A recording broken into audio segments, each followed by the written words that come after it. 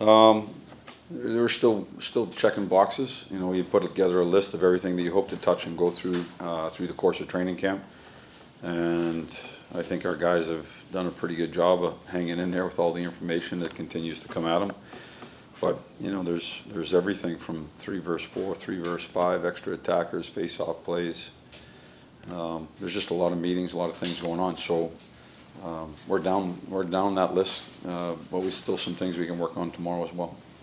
I wanted to ask about your lines as we've seen them in practice. Yeah. You have Artemi working with Phil, which is obviously something you want to look at. What do you think? Why do you think those two guys could be good together? I think that they're both the way they play the game offensively. Phil to me looks really good right now. It's just his size and his speed and his ability to make plays. There's a lot to like about his game. I wish there was an opportunity to see it more in training camp, but with Phil, you know, where he was, it wasn't able to happen. So, you know, we'll go into game one and take a look at it. I think that they could be, you know, a good pair together. Have you seen a commitment to some of the things that you're accentuating going to the year, being quick to defend, having a great work ethic, competing hard on pucks, pushing the puck with speed?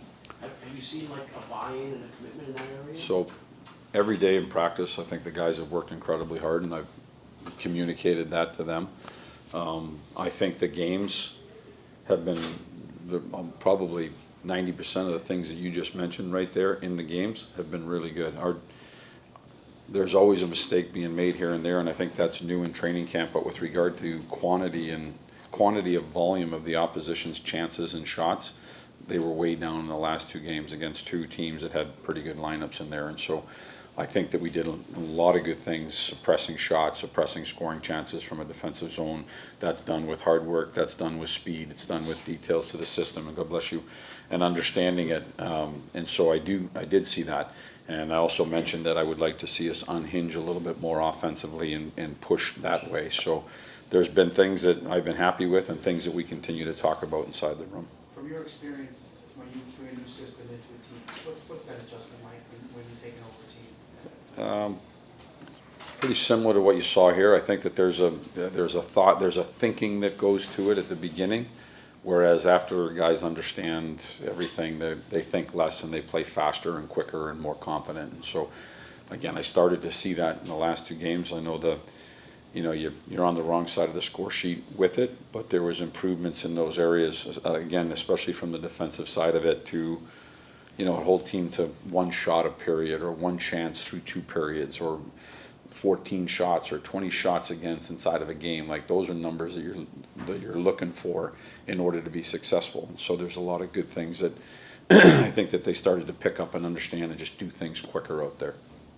I know we asked a lot about Lafreniere on the right wing. It's kind of a theme with him, but you had him on the left the last practice and the right today. I mean, you know, is he going to be on the right? Yeah. So this is his first practice back with a jersey and able to go in full, and so it was a step towards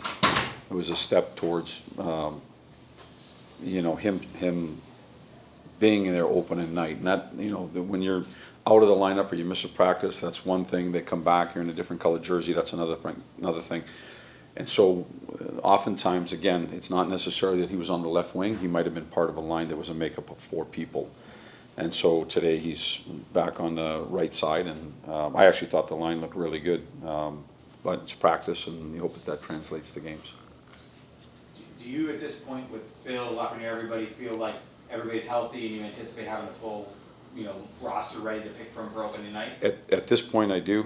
Nothing that I'm aware of went backwards out in practice. I thought it was a good practice. Guys seemed on point. Again, sorry, Larry, that I got an appointment I got to go to. So sorry you missed it. If you need anything, let me know.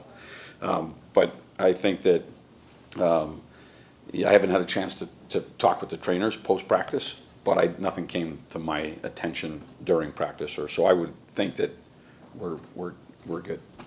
As far as your goaltenders, are you a guy who likes to have the one guy play 60, 65 games, or you like to maybe have more of a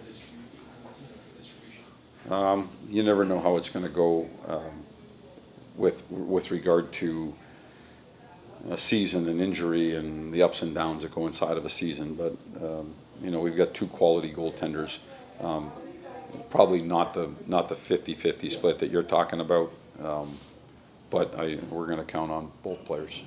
22 years after your first game as a head coach on opening night in this league. Yeah. How excited are you? It's really exciting. I think more to the point, new team, New York Rangers, New York City, New York fans, new team. So there's lots of things to be excited about with regard to that, and I think the guys are excited and looking forward to a game as well.